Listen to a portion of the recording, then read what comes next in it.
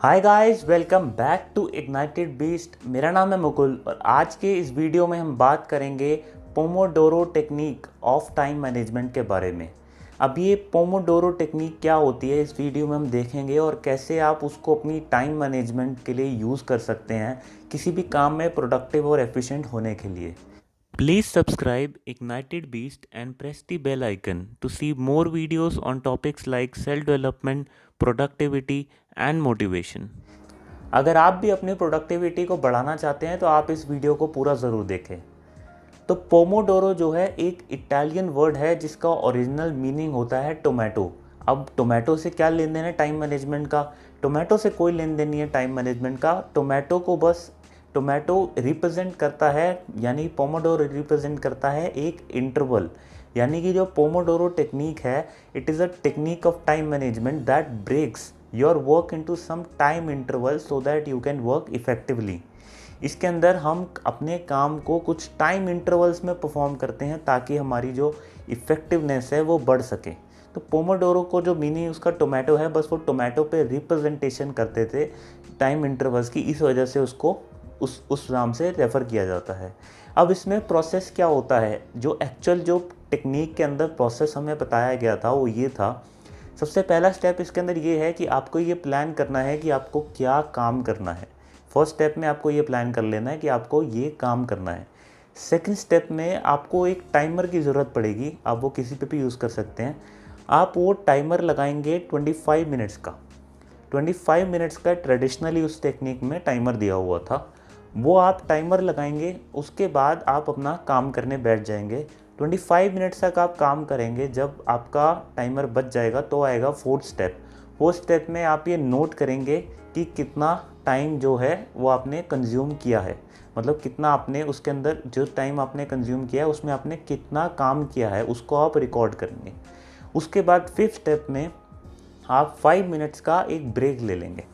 25 minute के बाद पहले आप अपना काम आपने रिकॉर्ड कर लिया कि आपने कितना काम किया है, उसके बाद आप 5 मिनट्स का एक ब्रेक ले लेंगे।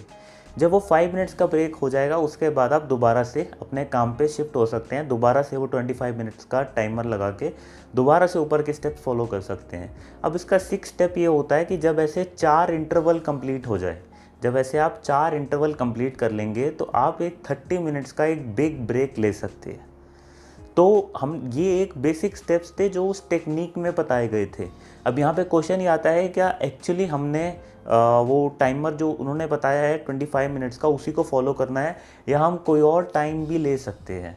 ऑब्वियसली ये सिर्फ एक टेक्निक थी। जो स्टैंडर्डाइजेशन उसमें टाइम बताया था उसमें ये टाइम बताया गया था। उसके अलावा जो टाइमर है वो आप अपने हिसाब से सेट कर सकते हैं और अपने हिसाब से आप टाइम इवेलुएट कर सकते हैं कि आपको कितने टाइम का ब्रेक लेना है। बस प्रोपोर्शंस जो हैं वो लगभग इतने ही चलेंगे। प्रोपोर्शनेट ब्रेक आप ऐसे अपने आप को ब्रेक डाउन कर सकते हैं। जैसे कि अगर आपको स्टडी करनी है तो आप अगर बैठेंगे, अगर आप कोई क्वेश्चन करेंगे, अगर आप हायर स्टडीज़ में हैं तो 20-25 मिनट्स में तो एक क्वेश्चन ही कंप्लीट होता है। तो आप क्या उठ जाएंगे उसके बाद? तो ऐसा नहीं है। ये आपको अपने आप डिसाइड करना पड़ेगा कि पढ़ाई में तो आपको लिंक ही बिठाने में आधा घंटा लग जाता है, तो फिर अगर आप आधे घंटे बाद ही उठ जाएंगे तो आपका लिंक ही ब्रेक हो जाएगा। तो उसमें आप एक्चुअली में 90 मिनट्स का एक इंटरवल रख सकते हैं। 90 मिनट्स का आप एक इंटरवल रख सकते हैं और उसके बाद जब 90 मिनट्स कंप्लीट हो जाएंगे तो आप 15 मिनट्स का एक ब्रेक ले सकते हैं। तो इस तरीके से आप जो इवैल्यूएशन है और जो वेरिएशंस हैं उस टेक्निक में वो आप खुद भी लगा सकते हैं। अब अगर आप इस टेक्निक को फॉलो करते हैं तो ऐसा ज़रूर हो सकता है कि प्रैक्टिकली आप अगर कभी काम कर रहे हैं तो मान लीजिए टाइमर बच गया और आपका काम कंप्लीट नहीं हुआ है अभी। अगर आप मान लो कोई क्वेश्चन कर रहे हो तो अगर अभी आपका टाइमर बच गया लेकिन वो क्वेश्चन थोड़ा सा बचा हुआ है, तो क्या उसको वहीं पे छोड़ दें? ऐसा नहीं है। आप उसको ऐसा नहीं है कि टाइमर बच गया तो आप उसको वहीं पे छोड़ देंगे, ऐसा नहीं है। अगर आपका जो है टाइमर पहले बच जाता है और अगर आपका थोड़ा सा ही काम रहता है, 5 मिनट का रहता है, तो आप उसको कंप्लीट करें। किसी भी ऐसे इस टेक्निक को फॉलो करने का मीनिंग ये नहीं है कि आप किसी भी अपने काम को बीच में छोड़ करके ब्रेक ले लें।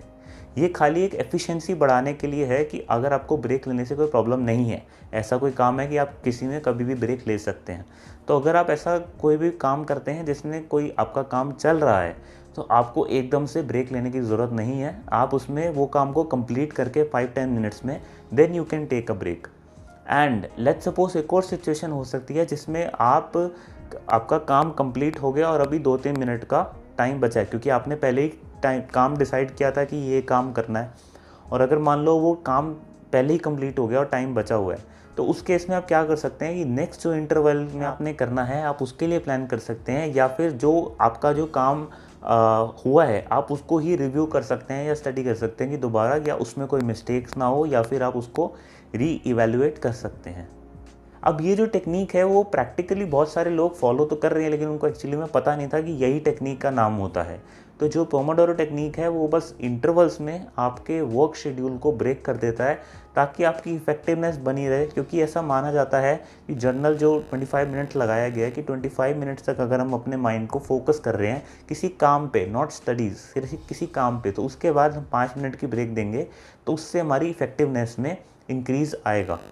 तो आप इस टेक्निक को और भी एरियाज़ में, चाहे आप कुछ भी काम कर रहे हैं, चाहे आप स्टडी कर रहे हैं, आप उसमें इसको ज़रूर अप्लाई कर सकते हैं। तो आई होप सो कि आपको पोमोडोरो टेक्निक जो है वो समझ आई होगी, और आप इसको अपनी कोई भी वर्क शेड्यूल में इम्प्लीमेंट करके ज़रूर देख सकते हैं। आपको जो है इसका बेनिफिट ज़रूर वो आपको महसूस होगा। तो अगर आप और भी ऐसे प्रोडक्टिविटी और सेल्फ डेवलपमेंट रिलेटेड वीडियोज़ देखना चाहते हैं तो you must subscribe our channel. Thank you for watching.